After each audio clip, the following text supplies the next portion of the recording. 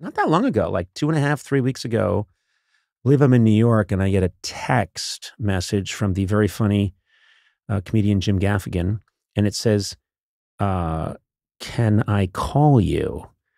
Which, I know Jim, but it's not like we talk a lot or anything. So that I was a little freaked out in the moment. Like, you thought you were in trouble or oh, something? I thought he said, "Can I call you?" And then your mind races, and I thought maybe Jim needs money.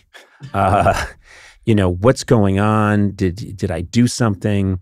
So I call him, and he basically says that the Vatican is interested in inviting a bunch of comedians to meet with the Pope. Jim Gaffigan was one of the point people because he is a good Catholic fellow. Stephen Colbert also was calling people. So the next thing I know, I think, well, you have this chance to go to the Vatican, meet the Pope. This sounds cool. So I say, well, I'm in. We got to do this. Let's go. How much advance notice did you have? Not a lot, couple of weeks, but not much. So maybe 2.5, maybe 3 weeks, maybe 3 weeks. But you don't need to prep. You just show up. Yeah, exactly. Every time I've met the Pope, I haven't prepared. So anyway, we get ourselves to Rome. My wife and I, my son came along as well. And it was fun because we all had kind of a dinner the night before. We got to hang out, a bunch of us, not all of us, but a bunch of us, which was just nice to get to hang with some of these people and talk about what is going to happen. But then the next day we show up. They said, be there really early. And I'm mentioning things that I'm sure Stephen will have talked about this, but my experience was the first thing they said is be at the Vatican at 6:45. And I'm like, a.m.? A.m. And I said, 6:45? No. And also, I think the sense I got is that this Pope gets up really early. And that's immediately, because I've toyed with the idea of being Pope. No, but okay. this was this killed it immediately. Okay. He works out probably in the morning. I think he works out. I think he's riding his bicycle all around Rome. He goes to the market to see which fish is in. In his Pope hat. Yeah. And so he's, whatever. He's up really early. And I think we were not the first thing in his day. Other stuff had already happened. So we all show up. They take us into the Vatican. And I think people know this by now, but Whoopi Goldberg, Julia Louis-Dreyfus, Stephen Colbert, Tig Notaro, David Sedaris, Jimmy Fallon, myself, Chris Rock, Mike Birbiglia, and Stephen Merchant, who's hilarious. Stephen Merchant was there, and I identify with him because he's like 6'7" and mostly leg. And so we fought each other with our legs, which was fun. And then the Pope broke it up. Knock it off with the legs. Got it out, you two. So they bring us into this room, and then is he even Italian? Yeah, no. You know what it is? He's from Argentina, but he speaks Italian because I think he grew up speaking Italian. So it's okay. It sounds it's okay to slander him that way. I'm not slandering him. I'm doing an impression of what he sounds like. It was like, I'm making a pizza pie in Argentina. And so anyway, it's me, Mario. It's me, Mario, and I was born in Buenos Aires.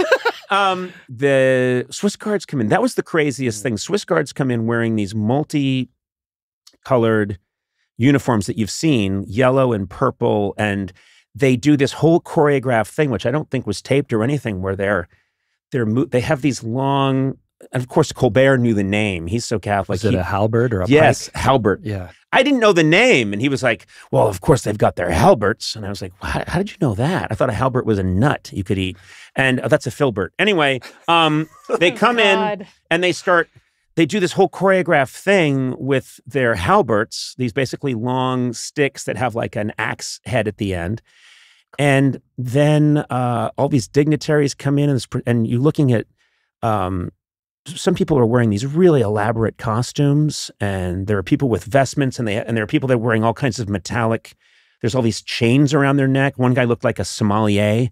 He wasn't a sommelier, but he has that thing where they have a spoon around there. Oh, yeah. You just see all these people coming in and out, and then the Pope comes in and sits down, And he spoke to us in Italian, but they gave us the text of it. It was really quite lovely what he said. He talked about how humor brings people together and the importance of it. And it was very well written and very thoughtful, and I thought kind of interesting. And then you get in a line and you shake the Pope's hand. That is very brief, I have to tell you. And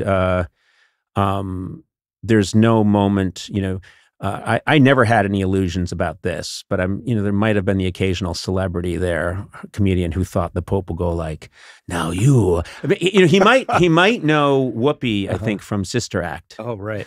But What? it's not, yeah. But Why? Just because she was a nun?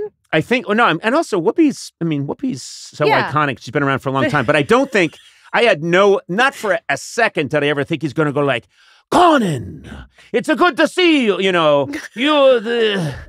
You come out and you did the thing with the strings on your hips. The dance, do it now. Yeah, that's it.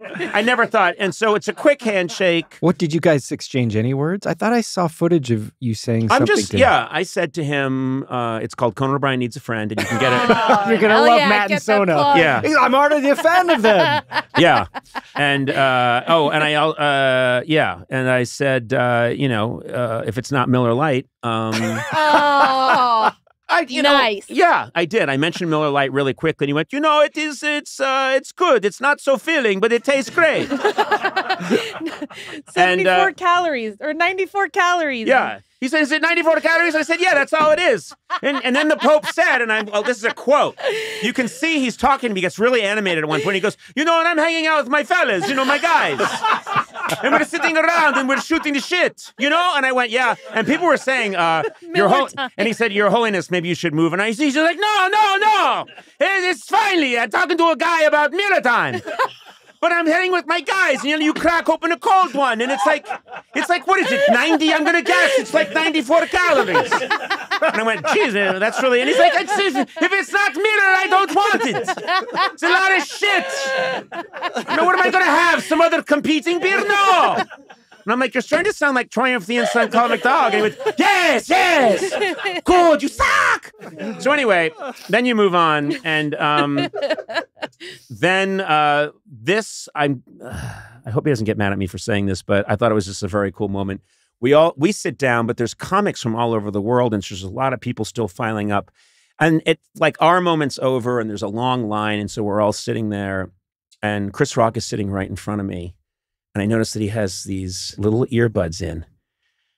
And I'm like, he's listening to something. What is he listening to something? And I lean over his shoulder, and we're in this beautiful, gorgeous space with this.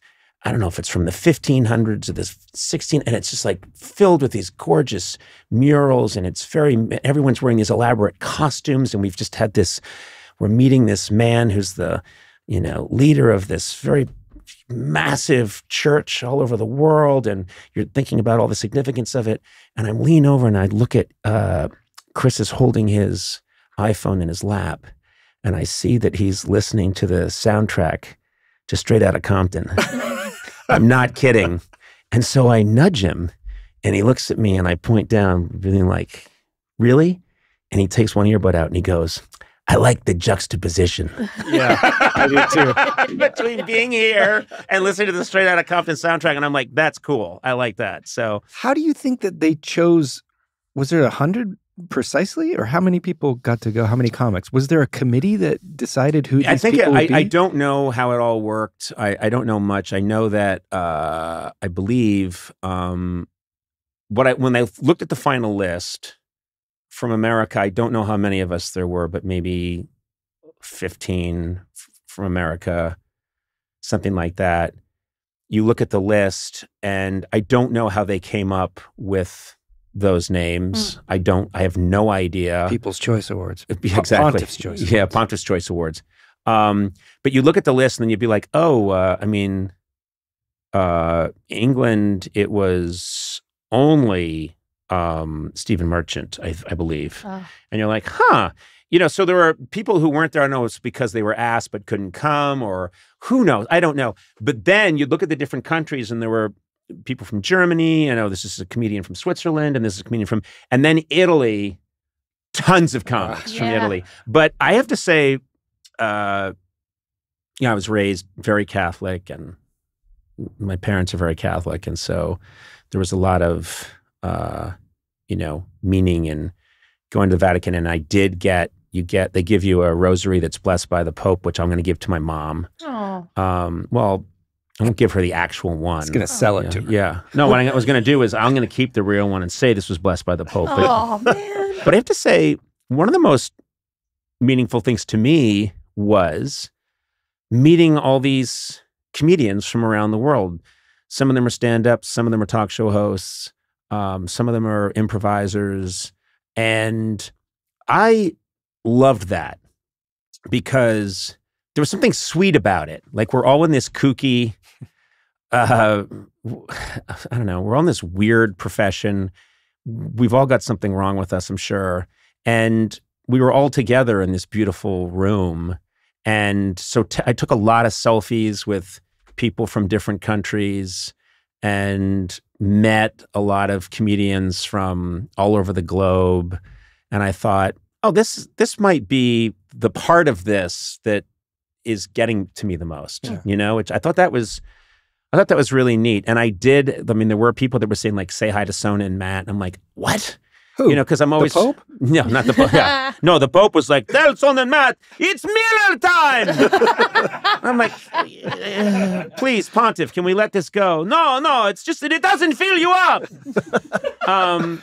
Well, I'm sitting with my bishops and we got a hard day and I want to relax. I like to crack up. Hey, we got to get paid for this now. I did a riff.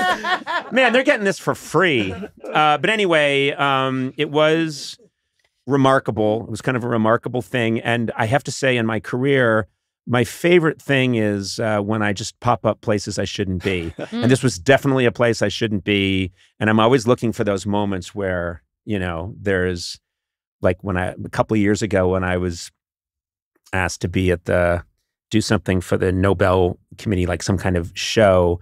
And then they said, and you can come to the Nobel Peace Prize, which is done in a very small room. And I sat there with James and other guys from my camera crew, and we quickly put suits on them. And these guys, I don't think James had ever been in a suit before. And we're all sitting there, like, practically in the front row, watching someone get the Nobel Peace Prize, and people watching it on C-SPAN or wherever they watch these things. It would be like panning across the room. And I had people say, like, what? Why are you there? You're the Forrest Gump. Yeah, I know. That's my favorite thing, is to be the goofy Forrest Gump that's showing up places I shouldn't be. But anyway, my thanks to the Vatican for having me. And that was quite an experience. And that's all I got.